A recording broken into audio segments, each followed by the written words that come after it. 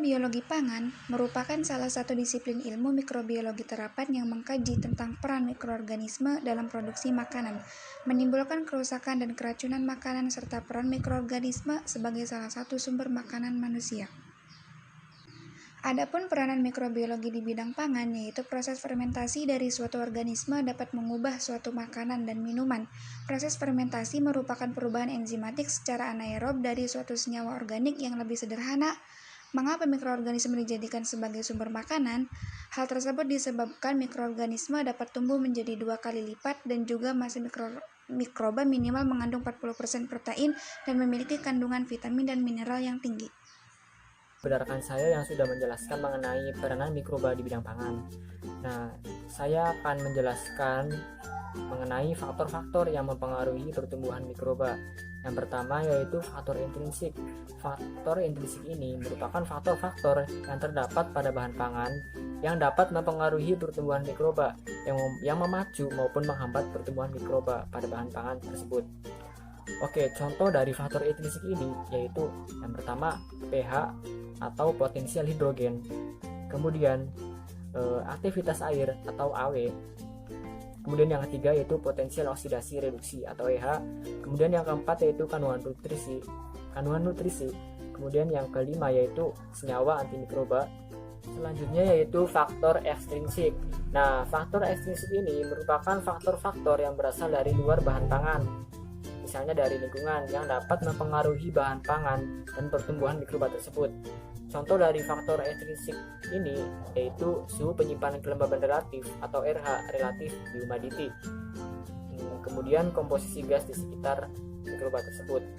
Nah, faktor ekstrinsik ini biasanya dimanfaatkan untuk mengontrol pertumbuhan mikroorganisme yang kurang menguntungkan.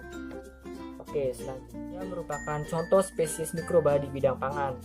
Yang pertama yaitu dari genus Lactobacillus. Nah, genus bakteri ini termasuk dalam bakteri gram positif, anaerobik, fakultatif, ataupun mikroaerofilik. Genus Lactobacillus ini membentuk sebagian besar dari kelompok bakteri asam laktat.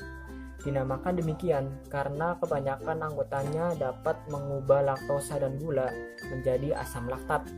Nah, kebanyakan dari bakteri ini tidak berbahaya bagi kesehatan. Bakteri Lactobacillus ini ditemukan di sistem pencernaan yang bersimbiosis. Banyak spesiesnya yang memiliki kemampuan membusukkan materi. Produksi asam laktatnya membuat lingkungan bersifat asam dan mengganggu pertumbuhan beberapa bakteri yang merugikan. Bakteri Lactobacillus ini sudah diteliti dari jurnal Bakri pada tahun 2018. Yang kedua yaitu dari jurnal Hidayat pada tahun 2016. Nah, jurnal ini mengkaji mengenai manfaat dari Bifidobacterium di bidang pangan. Nah, menurut jurnal ini, Bifidobacterium merupakan salah satu bakteri asam laktat yang hidup di dalam usus besar manusia dan juga hewan. Nah, karakteristik dari Bifidobacterium ini merupakan salah satu gram positif, anaerobik, non-motil atau tidak bergerak, tidak membentuk spora, berbentuk batang, dan memiliki persen G plus C atau guanosin plus sitosin yang tinggi, yaitu kisaran 55 sampai dengan 67% dari 30 spesies dari genus Bifidobacterium yang ditemukan. Nah, contoh spesies dari genus Bifidobacterium ini yaitu Bifidobacterium infantis, Bifidobacterium lactis, dan lain sebagainya. Manfaat dari bakteri Bifidobacterium ini yaitu merupakan salah satu bakteri probiotik. Apa sih probiotik itu? Nah, probiotik ini yaitu bakteri yang menghasilkan antibiotik. Lalu apa sih antibiotik itu? Antibiotik ini merupakan zat kimia yang dihasilkan oleh mikroorganisme untuk membunuh mikroorganisme yang merugikan dalam tubuh dan menghancurkan dengan menghancurkan dinding sel bakteri yang merugikan tersebut hingga mati. Juga bermanfaat dalam pembuatan yogurt dan produk susu lainnya atau produk susu lainnya. Selanjutnya akan dijelaskan oleh rekan saya mengenai spesies-spesies mikroba yang bermanfaat di bidang pangan lainnya. Menurut jurnal ini, Bifidobacterium merupakan salah satu bakteri asam laktat yang hidup di dalam usus besar manusia dan juga hewan. Nah, karakteristik dari Bifidobacterium ini merupakan salah satu gram positif, anaerobik, non-motil atau tidak bergerak, tidak membentuk spora, berbentuk batang, dan memiliki persen G plus C atau guanosin plus sitosin yang tinggi, yaitu kisaran 55 sampai dengan 67% dari 30 spesies dari genus Bifidobacterium yang ditemukan. Nah, contoh spesies dari genus Bifidobacterium ini yaitu Bifidobacterium infantis, Bifidobacterium lactis, dan lain sebagainya. Manfaat dari bakteri Bifidobacterium ini yaitu merupakan salah satu bakteri probiotik. Apa sih probiotik itu? Nah, probiotik ini yaitu bakteri yang menghasilkan antibiotik. Lalu apa sih antibiotik itu? Antibiotik ini merupakan zat kimia yang dihasilkan oleh mikroorganisme untuk membunuh mikroorganisme yang merugikan dalam tubuh dan menghancurkan dengan menghancurkan dinding sel bakteri yang merugikan tersebut hingga mati. Juga bermanfaat dalam pembuatan yogurt dan produk susu lainnya atau produk susu lainnya. Selanjutnya akan dijelaskan oleh rekan saya mengenai spesies-spesies mikroba yang bermanfaat di bidang pangan lainnya. Selanjutnya, saya akan menjelaskan tentang bakteri Bacillus subtilis dan Enterobacter aerogenes. Yang pertama yaitu Bacillus subtilis. Mari simak berikut ini. Bacillus subtilis merupakan bakteri yang dapat membentuk endospora, bersifat protektif untuk menahan suhu ekstrim dan lingkungan kering. Bacillus subtilis biasanya ditemukan di udara, air, dan tanah. Bacillus subtilis menyebabkan gejala nyeri abdominal, mual, muntah, dan diarea.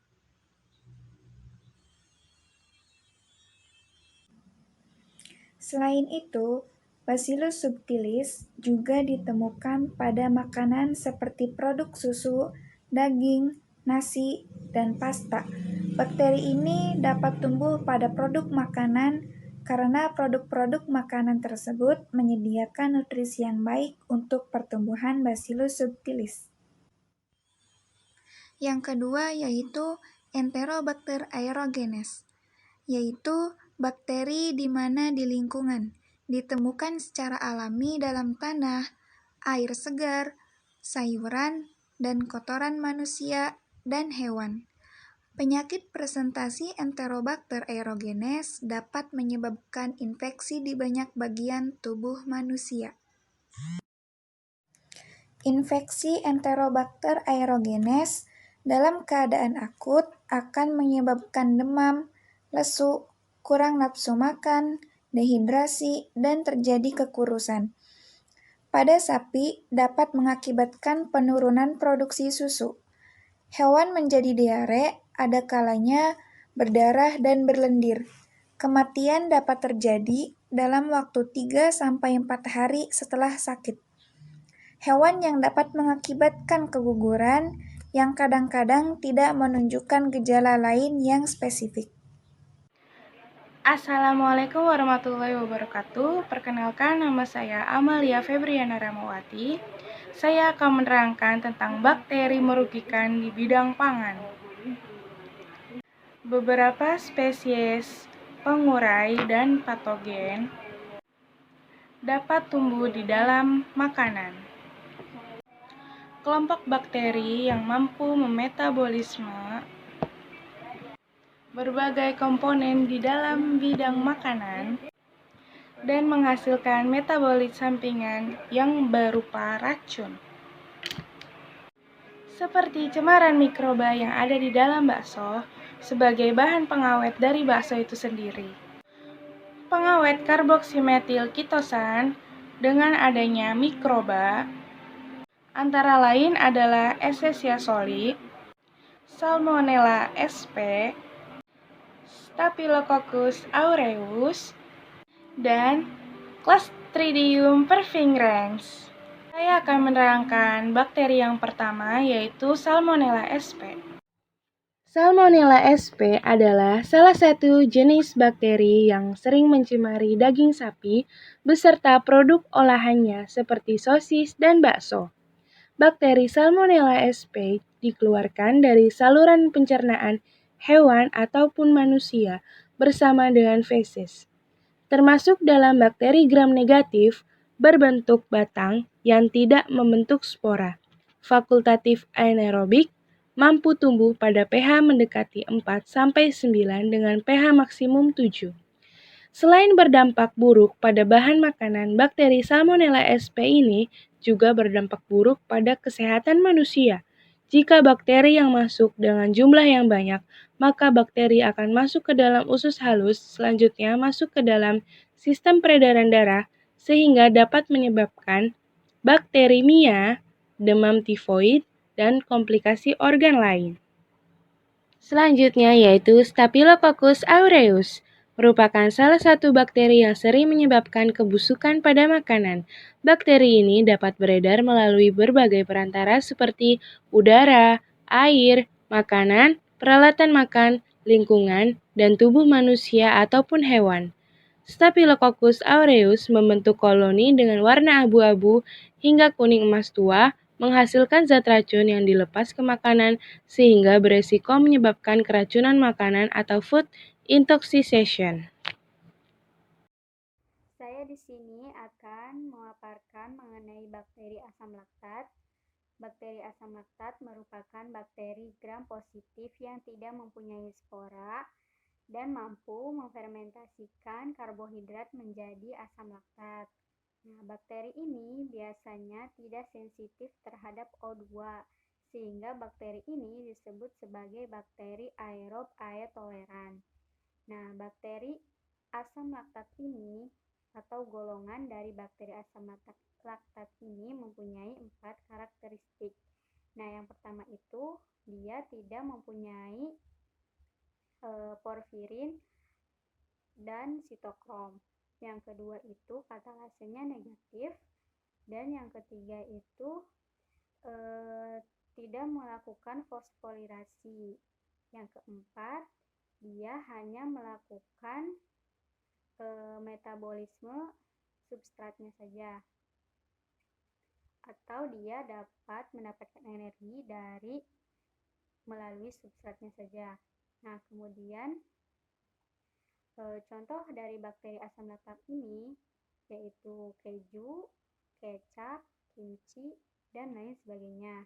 Nah, bakteri asam laktat ini dia itu hanya memperoleh energi dari metabolisme gula saja, sehingga pada pertumbuhannya bakteri ini sangat terbatas karena hanya mampu mendapatkan energi pada makanan yang mengandung banyak nutrisi saja. Nah, bakteri ini mampu menghalang bakteri patogen, sehingga bakteri ini baik atau memberikan dampak positif terhadap kesehatan manusia karena terus-menerus akan menghasilkan nutrisi. Terima kasih. Streptococcus thermophilus adalah bakteri yang digunakan untuk pembuatan yogurt. Penggunaan bakteri ini adalah untuk mengubah zat gula dalam susu ataupun laktosa menjadi asam asetat. Peningkatan asam laktat ini akan mengubah susu menjadi yogurt dengan karakteristik struktur yang menjadi kenyal. Bakteri ini bersifat gram positif dan memiliki kisaran suhu pertumbuhan sekitar 35 derajat Celcius sampai 42 derajat Celcius. Prinsip pembuatan yogurt sendiri yaitu fermentasi susu dengan cara penambahan bakteri Lactobacillus bulgaris dan Streptococcus thermophilus. Dengan fermentasi ini, maka yogurt akan menjadi asam karena adanya perubahan laktosa menjadi asam laktat oleh kedua bakteri tersebut. Apabila tidak menginginkan rasa yang terlalu asam pada yogurt tersebut, maka kita bisa menambahkan zat tambahan ataupun zat pemanis seperti gula, sirup, maupun berbagai flavor dari buah-buahan. Adanya asam laktat ini memberikan suasana asam pada yogurt itu sendiri. Dan hasil fermentasi susu ini akan merubah struktur susu menjadi kental. Hal ini dikarenakan protein susu terkontaminasi pada suasana asam, sehingga terbentuklah suatu gumpalan. Dari beberapa bakteri yang telah kami paparkan, jadi kesimpulan peranan mikroba di bidang pangan yaitu peranan positif dari mikroba adalah sebagai salah satu bahan pembuatan makanan berfermentasi seperti tempe, tape, nata de coco, dan sebagainya. Peranan negatif mikroba adalah ada mikroba yang menyebabkan kerusakan atau kebusukan pangan dan yang sering menimbulkan penyakit atau keracunan pangan, atau menghasilkan toksin.